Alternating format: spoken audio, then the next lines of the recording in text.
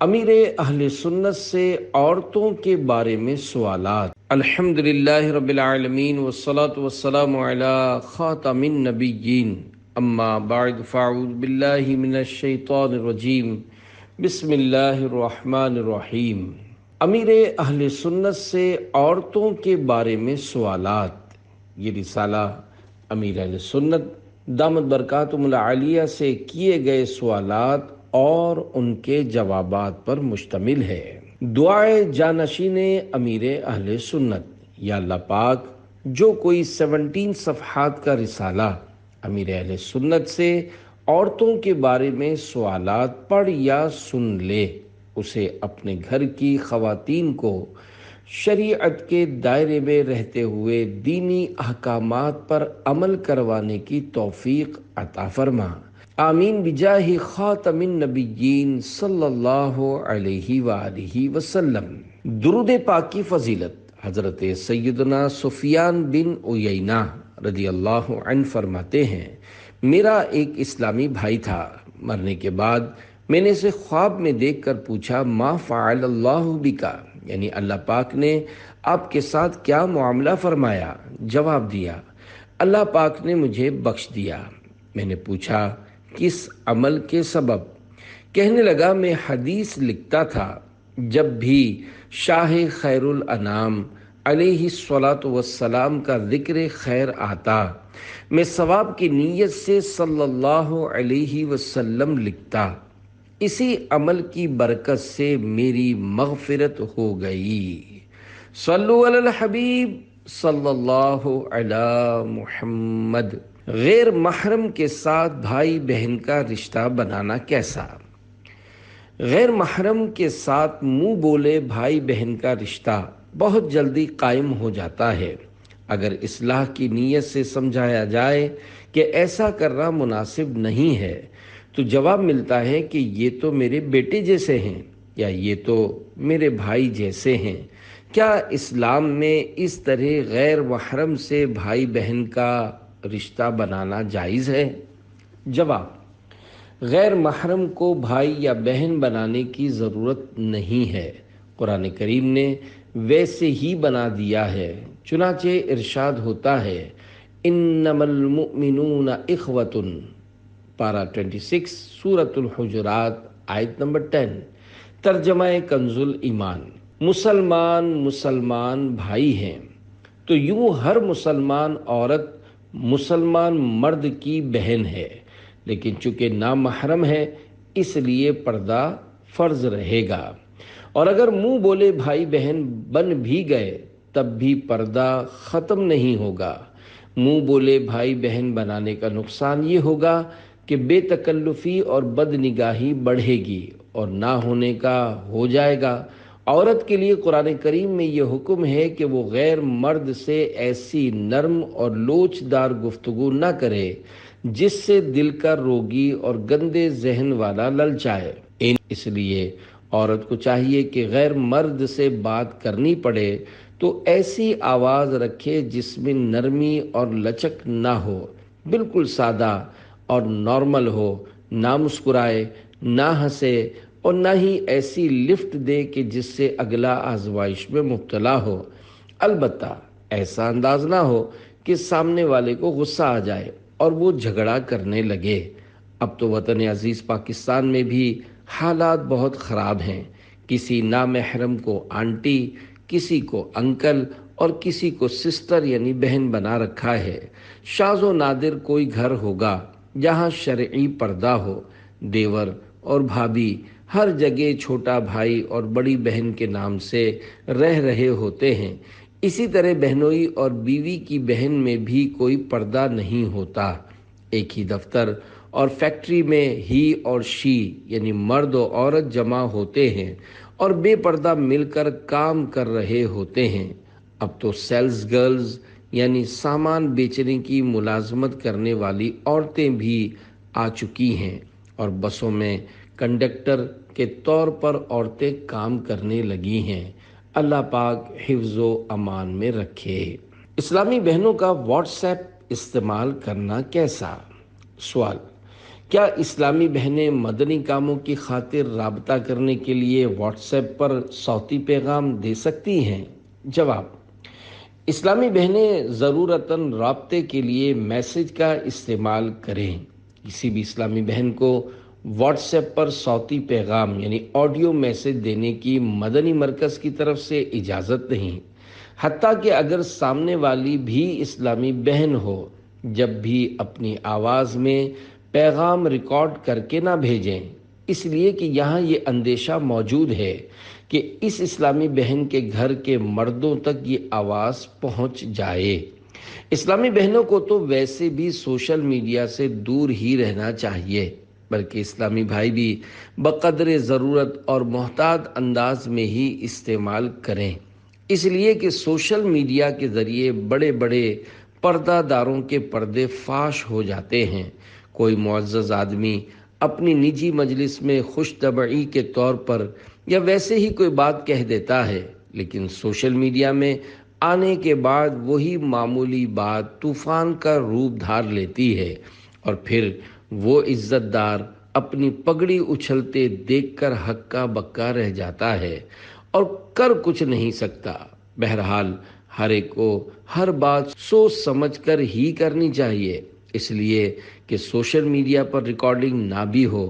جب بھی دو معصوم فرشتے یعنی کرامن کاتبین تو ہر ایک کا قول و فعل لکھ ہی رہے ہیں، جیسا کہ اللہ پاک نے ارشاد فرمایا، پارہ 30 سورۃ الانفطار آیت نمبر 10 تا 12، وَإِنَّ عَلَيْكُمْ لَحَافِظِينَ كِرَامًا كَاتِبِينَ يَعْلَمُونَ مَا تَفْعَلُونَ۔ ترجمہ کنز ایمان: اور بے شک تم پر کچھ نگہبان ہیں معزز لکھنے والے کہ جانتے ہیں جو کچھ تم کرو۔ بچی کا نام اجوا رکھنا کیسا؟ سوال: بچی کا نام اجوا رکھنا کیسا ہے؟ جواب: اجوا مدینہ پاک بلکہ دنیا کی سب سے اعلیٰ کھجور ہے، اس نسبت سے نام رکھنے میں کوئی حرج نہیں ہے۔ دولہا دلہن کا ایک دوسرے کے تحائف استعمال کرنا کیسا؟ سوال: شادی کے موقع پر دولہا یا دلہن کو جو تحائف ملتے ہیں، کیا ان پر دونوں کا حق ہوتا ہے یا جسے تحفہ ملا تھا صرف اسی کا حق ہوتا ہے؟ جواب: جس کو تحفہ ملا ہے وہی تحفے کا مالک ہے، اس کی اجازت کے بغیر وہ چیز استعمال نہیں کر سکتے، البتہ اگر ایک دوسرے کو خوشی خوشی دینا چاہیں تو منع نہیں ہے۔ میاں بیوی ایک دوسرے کے ساتھ حسن ظن رکھیں۔ سوال: میں اپنی بیوی پر بہت شک کرتا ہوں، حالانکہ میرے پاس کوئی ثبوت نہیں ہے، اس کا کوئی حل بتا دیجئے۔ SMS کے ذریعے سوال۔ جواب: اگر یہ شک بدگمانی کی حد تک ہے اور دوسروں کے سامنے اس کا اظہار بھی ہو جاتا ہے تو توبہ فرض ہے۔ بدگمانی دل کی غیبت ہوتی ہے۔ اگر صرف شک پیدا ہوتا ہے اور اس کو آدمی ٹالتا رہتا ہے تو اس پر کوئی گناہ نہیں ہے۔ بدگمانی سے بچنا ہی ہوگا، کیونکہ حدیث پاک میں ہے، حسن الظن من حسن العبادتی، یعنی مسلمان کے بارے میں اچھا گمان اچھی عبادتوں میں سے ہے۔ اس لیے اچھا گمان رکھنا ہی پڑے گا، یہ لازم ہے۔ بلکہ اعلیٰ حضرت امام احمد رضا خان رحمۃ اللہ علیہ فرماتے ہیں، مومن کے معاملے کو اچھے پہلو پر محمول کرنا واجب ہے، یعنی مسلمان کی کسی بات پر گناہ بھرا پہلو گھسیٹ کر نہیں لانا چاہیے، بلکہ لازم ہے کہ اچھا پہلو تلاش کرے، اور اگر اچھا پہلو ملتا ہے تو اسی کو اوکے کرے۔ بخاری شریف میں حضرت سیدنا عیسیٰ علیہ السلام کی ایک حکایت ہے۔ سرکار مدینہ صلی اللہ علیہ وآلہ وسلم نے ارشاد فرمایا، حضرت عیسیٰ علیہ السلام نے کسی کو چوری کرتے دیکھا تو اس سے فرمایا، اے آدمی، تو نے چوری نہیں کی؟ اس نے کہا، واللہ، یعنی اللہ کی قسم، میں نے چوری نہیں کی۔ جب اس شخص نے قسم کھائی تو آپ پر خوف خدا کا غلبہ ہو گیا اور آپ نے فرمایا میری آنکھوں نے دھوکہ کھایا ہے۔ یہ کتنا بڑا کمال معاملہ ہے کہ ایک مومن خدا کی قسم کھا رہا ہے تو پھر میں کیسے کہہ دوں کہ یہ تو جھوٹی قسم کھا رہا ہے۔ اس میں ہمارے لیے درس ہے کہ جتنا ہو سکے حسن ظن ہی رکھنا ہے۔ مثلا ہم نے کسی کو 100 کا گرا ہوا نوٹ اٹھاتے ہوئے دیکھا تو یہ سوچنے کے بجائے کہ یہ چوری کر رہا ہے، یہ سوچیں کہ اسی کا ہوگا اور گر گیا ہوگا۔ اگر حسن ظن کا پہلو نکل سکتا ہے تو نکالا جائے۔ مومن کے بارے میں اچھا گمان قائم کرنا چاہیے، اور میاں بیوی کو تو اچھا گمان رکھنے کی زیادہ ضرورت ہے کہ تب ہی گھر چلے گا، ورنہ گھر ٹوٹ جائے گا، کیونکہ شک کی بنیاد پر طلاق ہو جاتی ہے۔ میں نے ایسا دیکھا ہے، ایک شخص تھا، اسے بھی اپنی بیوی پر بڑا شک تھا۔ اس کے بھائی نے مجھے اس سے ملوایا، میں نے اسے بہت سمجھایا، لیکن وہ بولا کہ میرا شک ختم ہی نہیں ہوتا۔ بالآخر اس نے بیچاری کو 3 طلاقیں دے دیں۔ اگر وہ واقعی کچھ غلط کر بھی رہی ہے تو اس بارے میں قیامت کے دن آپ سے تو نہیں پوچھا جائے گا۔ آپ تو حسن ظن ہی رکھیں۔ اگر بیوی بالکنی میں کھڑی ہوئی ہے تو یہ بدگمانی کیوں کر رہے ہیں کہ سامنے والے گھر میں جو رہتا ہے اس سے نظر بازی کرتی ہے یا اس سے اس کی ترکیب بنی ہوئی ہے، حالانکہ اس بیچاری کو اس بات کا پتہ بھی نہیں ہوگا۔ اسی طرح بیوی بھی شوہر کے بارے میں بدگمانی نہ کرے کہ یہ فلاں سے ترکیب کرتا ہے، فون پر لمبی لمبی باتیں اسی سے کرتا ہے، اس چڑیل سے اس کا رابطہ ہے، اسی سے لگا رہتا ہے۔ اب جس بیچاری کو یہ چڑیل کہہ رہی ہے اس کو خواب میں بھی پتہ نہیں ہوتا شوہر اپنے کسی دوست سے کوئی کاروباری بات کر رہا ہوتا ہے اور یہ سمجھ رہی ہے کہ اس سے بات کر رہا ہے۔ اس طرح شیطان لڑائیاں کرواتا ہے۔ مجھے ایک روایت یاد آ رہی ہے جس کا مضمون کچھ یوں ہے کہ شیطان اپنا تخت دریا پر بچھاتا ہے، اس کے چیلے جمع ہوتے ہیں، پھر وہ پوچھتا ہے کہ تم نے کیا کیا؟ کوئی کہتا ہے کہ شراب پلوا دی، کوئی کہتا ہے جھوٹ بلوا دیا، پھر ایک کہتا ہے کہ میں نے میاں بیوی میں جدائی کروا دی۔ یہ سن کر شیطان اٹھتا ہے اور عزت کے ساتھ اسے اپنے برابر میں تخت پر بٹھا کر کہتا ہے کہ کام تو بس تو نے کیا ہے۔ یوں شیطان اس سے خوش ہوتا ہے۔ جس کو جو چیز پسند ہوتی ہے وہ اس کو پانے کے لیے زیادہ کوشش بھی کرتا ہے۔ آپ کو جو کچھ پسند ہے آپ ضرور چاہیں گے کہ وہ مجھے مل جائے اور اس کے لیے کوشش بھی کریں گے۔ شیطان کو پسند ہے کہ میاں بیوی لڑ پڑیں اور ان میں طلاق ہو جائے۔ اس کے لیے پہلے گناہوں اور غیبتوں کے دروازے کھلتے ہیں، میاں بیوی ایک دوسرے کے جانی دشمن بنتے ہیں اور پھر طلاق ہو جاتی ہے۔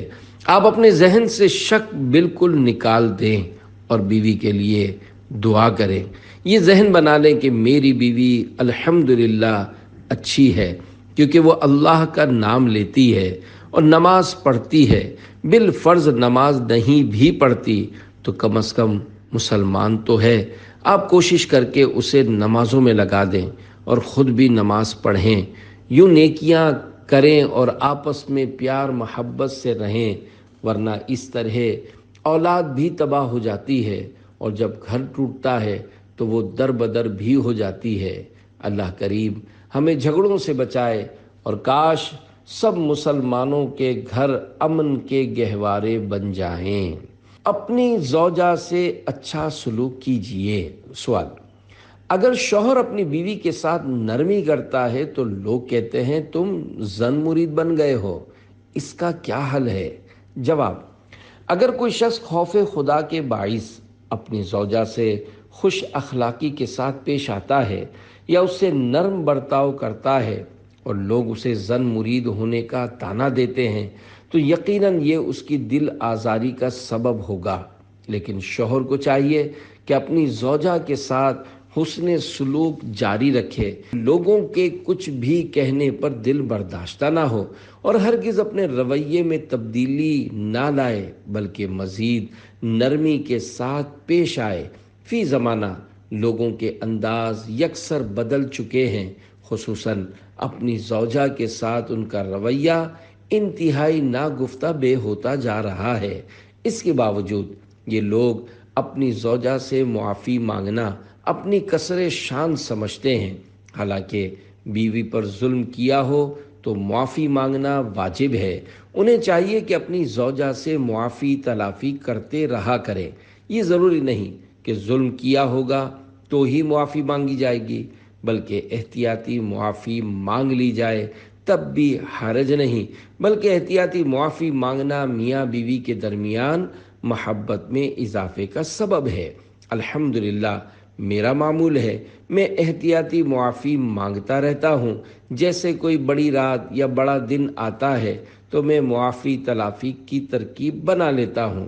اس سے ہرگز کسی کی شان میں کمی نہیں آتی اور نہ ہی کسی کی عزت کم ہوتی ہے۔ کیا طلاق کا سوچنے سے طلاق ہو جاتی ہے؟ سوال: کیا طلاق کے بارے میں سوچنے سے طلاق ہو جاتی ہے؟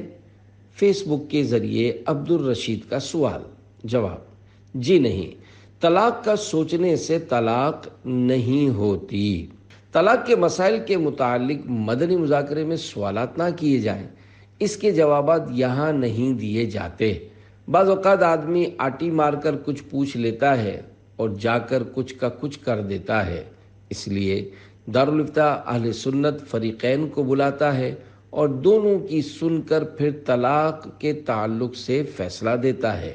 شادی کے بعد شوہر کا نام اپنے نام کے ساتھ لگانا کیسا؟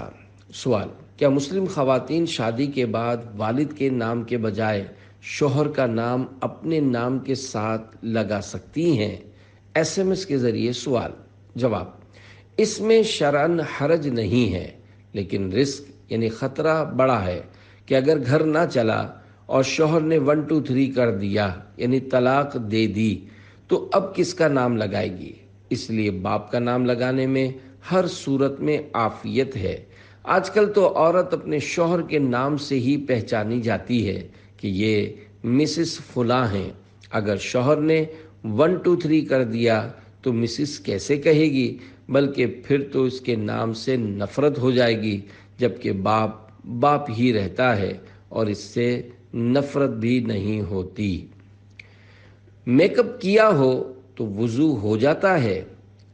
سوال: اگر میک اپ کیا ہوا ہو تو وضو ہو جاتا ہے؟ سوشل میڈیا کے ذریعے سوال۔ جواب: اگر کوئی ایسی چیز ہے جس کا جرم یا تہ جمی ہوئی ہے اور پانی اس کے نیچے نہیں بہتا تو وضو نہیں ہوگا۔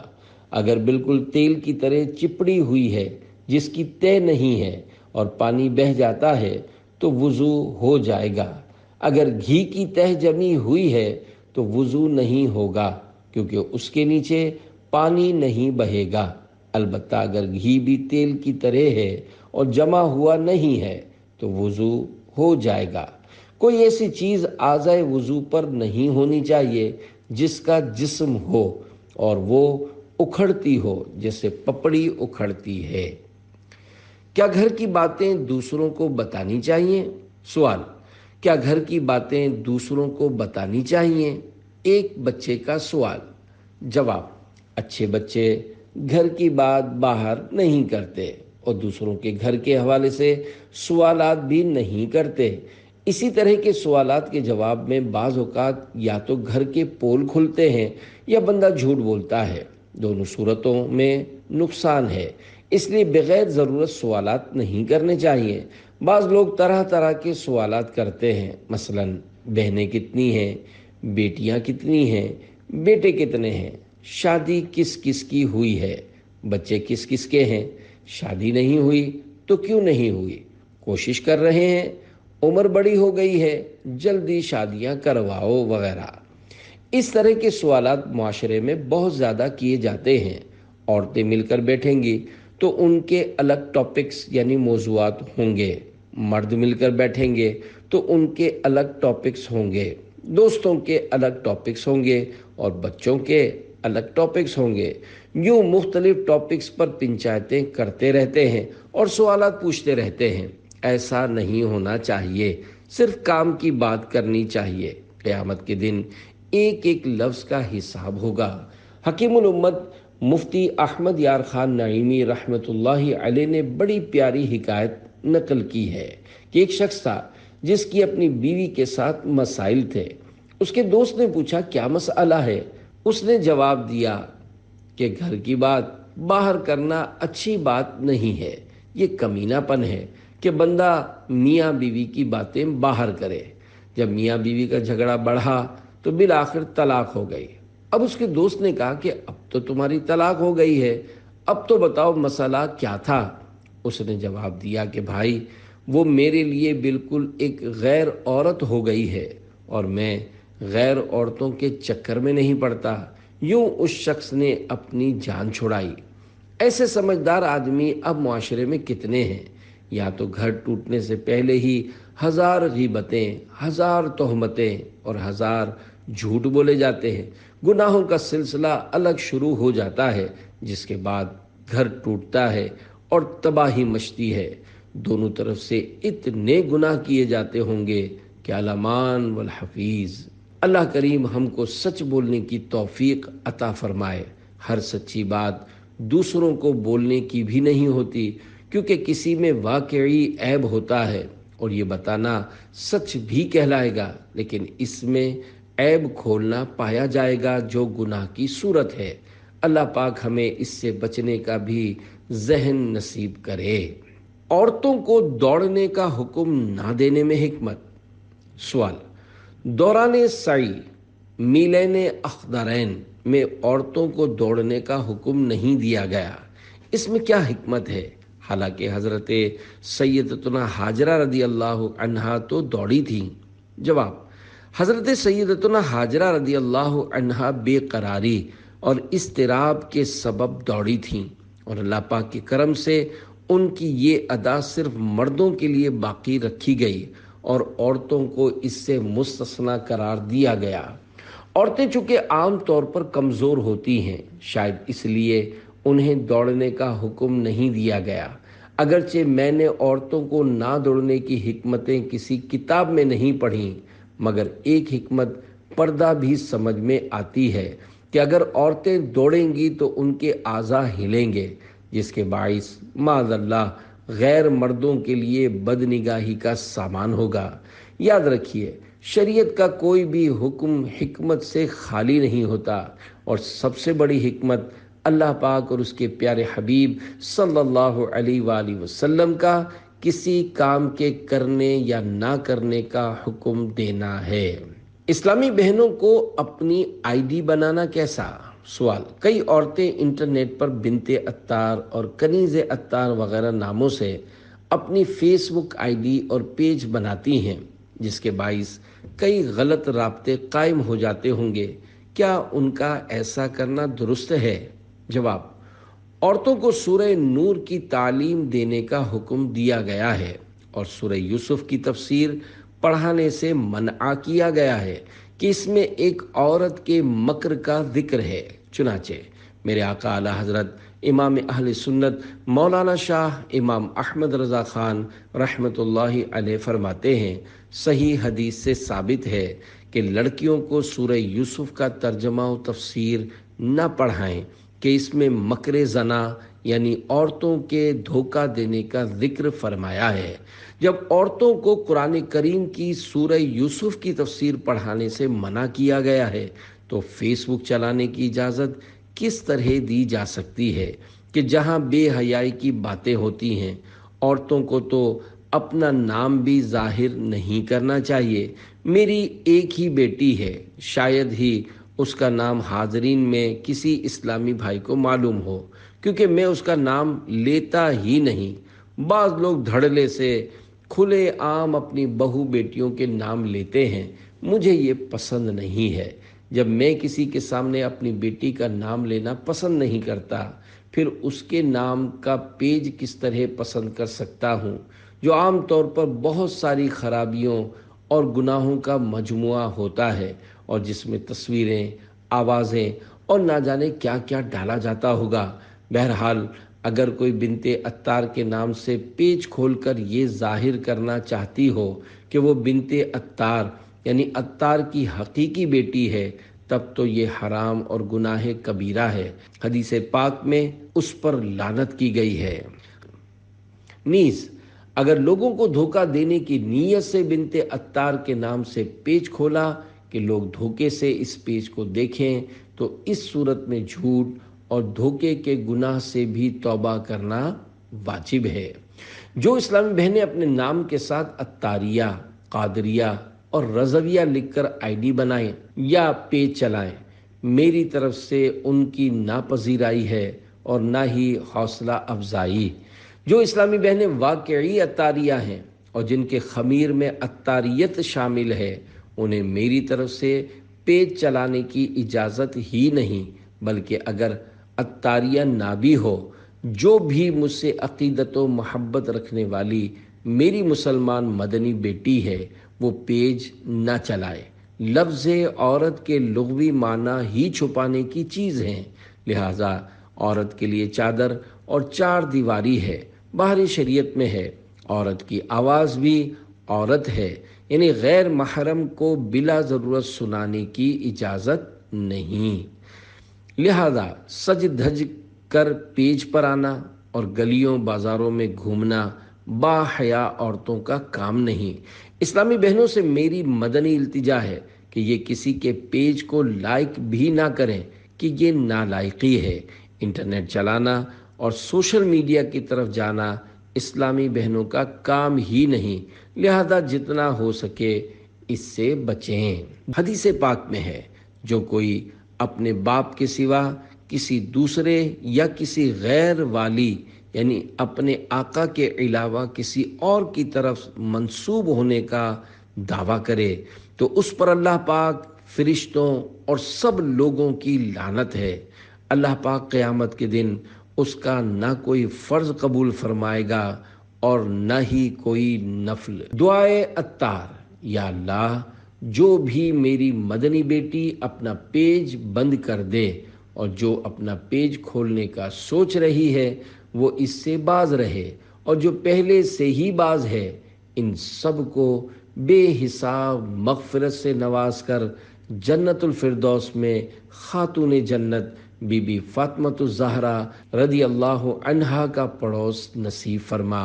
آمین بجاہ خاتم النبیین صلی اللہ علیہ وآلہ وسلم۔ عورت کے لیے طواف کی احتیاطیں۔ سوال: دوران طواف بعض عورتوں کا مردوں سے اختلاط سے بچنے کا ذہن نہیں ہوتا، اس کا حل ارشاد فرما دیجیے۔ جواب: دوران طواف بعض عورتیں بڑی بے باکی کے ساتھ مردوں کے درمیان گھس جاتی اور انہیں دھکے مارتے ہوئے آگے نکل جاتی ہیں۔ ایسا وہی عورتیں کرتی ہیں جن کا غیر مردوں سے جسم چھو جانے سے بچنے کا بالکل ذہن نہیں ہوتا۔ ایسی تمام خواتین کو ام المومنین حضرت سودا رضی اللہ عنہا کے مبارک انداز سے سبق حاصل کرنا چاہیے۔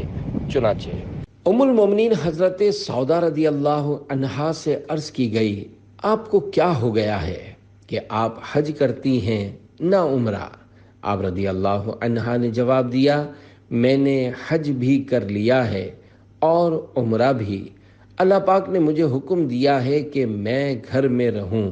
خدا کی قسم میں دوبارہ گھر سے نہیں نکلوں گی۔ راوی کا بیان ہے، بخدا وہ اپنے دروازے سے باہر نہ آئیں یہاں تک کہ وہاں سے آپ رضی اللہ عنہا کا جنازہ ہی نکالا گیا۔ دیکھا آپ نے ام المومنین حضرت سودا رضی اللہ عنہا کی کیسی مبارک سوچ تھی کہ ایک مرتبہ فرض حج کرنے کے بعد صرف پردے کی وجہ سے نفلی حج نہیں فرمایا، حالانکہ اس وقت آج کی طرح بھیڑ نہیں ہوتی تھی۔ لہذا اسلامی بہنوں کو چاہیے حرمین طیبین میں پردہ کرنے کے ساتھ ساتھ ہر جگہ اپنے پردے کو یقینی بنائیں۔ طواف میں بھی حتی الامکان مردوں کے ساتھ ٹکرانے سے خود کو بچائیں۔ حالت احرام میں عورتوں کے لیے اپنا چہرہ کھلا رکھنا ضروری ہوتا ہے، لیکن پردہ پھر بھی کرنا ہوگا، لہذا کسی کتاب یا گتے وغیرہ کی آڑ کر کے اپنے چہرے کو چھپائیں۔ بعض اسلامی بہنیں ایسی ٹوپی کیپ پہنتی ہیں جس کے آگے کپڑا لٹکا ہوتا ہے، اس سے بھی پردہ تو ہو جائے گا، لیکن اس میں یہ مسئلہ ہے کہ پسینہ پوچھتے وقت یا ہوا چلنے کی وجہ سے وہ کپڑا جب جب چہرے سے چپکے گا تو کفارہ لازم آئے گا۔ لہذا اس پریشانی سے بچنے کے لیے گتے یا کتاب وغیرہ کی آڑ سے چہرہ چھپانا بہتر ہے۔ کیا میاں بیوی جنت میں یکجا ہوں گے؟ سوال، کیا میاں بیوی دونوں جنت میں ایک ساتھ رہیں گے؟ جواب، جی ہاں، اگر میاں بیوی کا خاتمہ ایمان پر ہوا تو یہ دونوں جنت میں ساتھ رہیں گے۔ اگر ان میں سے کسی کا معاذ اللہ ایمان سلامت نہ رہا تو دوزخ اس کا ٹھکانہ ہوگا، اور جو جنت میں جائے گا اس کا کسی دوسرے جنتی سے نکاح ہو جائے گا۔ جنت میں جانے والے کو اپنے دوسرے فریق کے بچھڑنے کا کوئی غم و صدمہ بھی نہیں ہوگا، کیونکہ جنت غم اور صدمے کا مقام نہیں۔ 10 بیویوں کی کہانی کی شرعی حیثیت۔ سوال، اگر کسی نے منت مانی کہ میرا فلاں کام ہو جائے تو میں 10 بیویوں کی کہانی پڑھواؤں گی، تو ان سے کہا جائے کہ یہ منت پوری کرنا ضروری نہیں ہے، یہ کہانیاں من گھڑت ہیں، ان کی جگہ قرآن شریف کا ختم کروا لیں یا چند قرآنی صورتیں پڑھوا لیں۔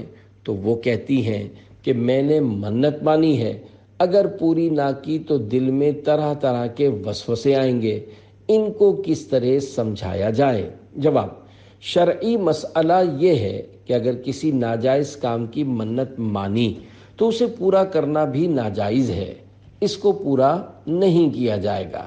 لہذا 10 بیویوں کی کہانی سننے یا پڑھنے کی منت مانی تو اس کی جگہ سورہ یاسین شریف پڑھنا بھی ضروری نہیں ہوگا۔ ہاں، اگر کوئی پڑھتا ہے تو اچھی بات ہے، البتہ 10 بیویوں کی کہانی کی مانی ہوئی منت پوری نہ کی جائے۔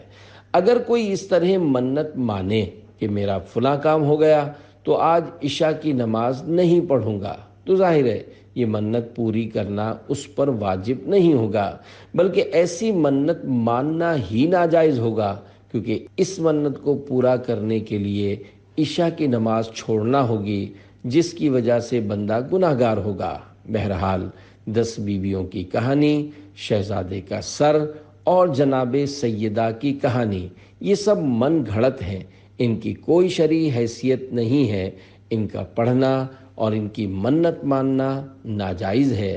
اگر کچھ پڑھنا ہے تو یاسین شریف پڑھ لی جائے، اس میں بھی اتنا ہی وقت لگے گا جو ان کہانیوں میں لگتا ہے، بلکہ اس سے بھی کم وقت لگے گا، پھر اس کی برکتیں بھی ہیں اور فضائل بھی۔ چنانچہ حدیث پاک میں ہے کہ ایک بار یاسین شریف پڑھنے پر 10 قرآن پاک کا ثواب ملتا ہے۔ معلومات کی کمی کی وجہ سے ان کہانیوں کا رواج پڑا ہے، پھر یہ ذہنوں میں نقش بھی ہو گئی ہیں، انہیں چھوڑنا بڑا دشوار ہے، لیکن ہم سمجھا ہی سکتے ہیں، ڈنڈا لے کر منوا نہیں سکتے۔ سائل نے سمجھانے کی کوشش کی، بہت اچھا کیا کہ سمجھا کر اپنا فرض پورا کر دیا۔ یہ ضروری نہیں ہے کہ سامنے والے کو منوا کر ہی چھوڑیں، بس ان کے حق میں دعا کرتے رہیں۔ کیا شوہر کی اجازت کے بغیر بیوی گھر سے جا سکتی ہے؟ سوال، کیا عورت کا اپنے شوہر کی اجازت کے بغیر کہیں جانا جائز ہے؟ اگر اسے روکا جائے تو وہ کہتی ہے کہ میں نے حق مہر معاف کر دیا تھا، اس لیے اجازت لینا ضروری نہیں ہے، اس حوالے سے رہنمائی فرما دیجیے۔ جواب، عورت کو بلا عذر شرعی بغیر اجازت گھر سے نکلنے کی شرعاً اجازت نہیں ہے۔ امیر اہل سنت دامت برکاتہم العالیہ کے قریب بیٹھے ہوئے مفتی صاحب نے فرمایا، عورت ہفتے میں 1 مرتبہ اپنے والدین سے ملنے کے لیے جا سکتی ہے، اس میں شرعاً شوہر کی اجازت لینا ضروری نہیں ہے، لیکن پھر بھی بہتر یہی ہے کہ شوہر کی اجازت سے ہی جائے۔ اسی طرح محارم یعنی قریبی رشتہ دار جیسے بھائی بہن وغیرہ سے سال میں 1 مرتبہ شوہر کی اجازت کے بغیر ملنے جا سکتی ہے، لیکن اجازت لے کر ہی جانا چاہیے تاکہ گھر کا ماحول اچھا رہے۔ عورت کی آنکھ پھڑکنے سے شگون لینا کیسا؟ سوال: جب عورت کی سیدھی یا الٹی آنکھ پھڑکے تو کیا ہوتا ہے؟ جواب: مرد یا عورت کسی کی بھی سیدھی یا الٹی آنکھ پھڑکنے سے کچھ نہیں ہوتا۔ یہ عوام کی باتیں ہیں کہ الٹی آنکھ پھڑکنے میں بدشگونی اور بری فال لیتے ہیں، حالانکہ بری فال لینا ناجائز ہے۔ بدشگونی لینا حرام اور نیک فال یا اچھا شگون لینا مستحب ہے۔ مزید معلومات کے لیے مکتبۃ المدینہ کی 128 صفحات پر مشتمل کتاب بدشگونی کا مطالعہ کیجیے۔ اس کتاب میں اتنی معلومات ہیں کہ اسے پڑھنے کے بعد آپ کی آنکھیں کھل جائیں گی اور آپ حیران رہ جائیں گے کہ ابھی تک یہ مسائل مجھے معلوم ہی نہیں تھے۔ دولہا دلہن کے سلامی لینے کی جائز اور ناجائز صورت۔ سوال: کیا دولہا دلہن کا اکٹھے بیٹھ کر رشتہ داروں سے سلامی لینا جائز ہے، جبکہ اس دوران مووی اور تصاویر بھی بنتی ہیں اور دولہا دلہن غیر محرم سے بھی سلامی لیتے ہیں؟ جواب: سوال میں جو صورت پوچھی گئی ہے یہ تو ناجائز ہے کہ نامحرم وہاں موجود ہیں اور دولہا دلہن ان سے مل کر سلامی لے رہے ہوتے ہیں۔ دلہن نامحرم مردوں کے سامنے ہو اور دولہا کے سامنے نامحرم عورتیں ہوں اور یہ آپس میں لین دین مذاق مسخری کر رہے ہوں، بد نگاہی کا ماحول ہو اور میوزک بھی چل رہا ہو تو اس طرح کا ماحول بنانا گناہ ہے۔ ہاں، اگر صرف گھر کے محارم مثلاً ماں بہنیں بیٹھی ہیں اور تحائف کا لین دین ہو رہا ہے اور وہاں کوئی نامحرم نہیں اور نہ ہی گانے باجے وغیرہ کوئی بیہودہ حرکت ہو تو پھر جائز ہے۔ نامحرم کی چھینک اور سلام کا جواب دینے کی صورتیں۔ سوال: اگر کسی نامحرم کو چھینک آئے تو کیا اس کا جواب دینا چاہیے؟ سیال کوٹ سے سوال۔ جواب: بارِ شریعت جلد 3 صفحہ 477 پر ہے، عورت کو اگر چھینک آئی، اگر وہ بوڑھی ہے تو مرد اس کا جواب دے، اگر جوان ہے تو اس طرح جواب دے کہ وہ نہ سنے۔ مرد کو چھینک آئی اور عورت نے جواب دیا، اگر جوان ہے تو مرد اس کا جواب اپنے دل میں دے اور بوڑھی ہے تو زور سے جواب دے سکتا ہے۔ اسی میں صفحہ 461 پر ہے، مرد اور عورت کی ملاقات ہو تو مرد عورت کو سلام کرے اور اگر عورت اجنبیہ نے یعنی نامحرم عورت نے مرد کو سلام کیا اور وہ بوڑھی ہو تو اس طرح جواب دے کہ وہ بھی سنے، اور وہ جوان ہو تو اس طرح جواب دے کہ وہ نہ سنے۔ حسن اخلاق کا زیادہ حقدار کون؟ ایک شخص رحمت عالم نور مجسم صلی اللہ علیہ وآلہ وسلم کی بارگاہ میں حاضر ہو کر عرض گزار ہوا، یا رسول اللہ صلی اللہ علیہ وآلہ وسلم، میرے حسن اخلاق کا زیادہ حقدار کون ہے؟ ارشاد فرمایا، تمہاری ماں۔ اس نے دوبارہ عرض کی، اس کے بعد کون؟ ارشاد فرمایا، تمہاری ماں۔ تیسری بار عرض کی، اس کے بعد کون؟ تو آپ صلی اللہ علیہ وآلہ وسلم نے اس مرتبہ بھی یہی ارشاد فرمایا، تمہاری ماں۔ اس نے پھر عرض کی، اس کے بعد کون؟ تو آپ صلی اللہ علیہ وآلہ وسلم نے ارشاد فرمایا، تیرا باپ۔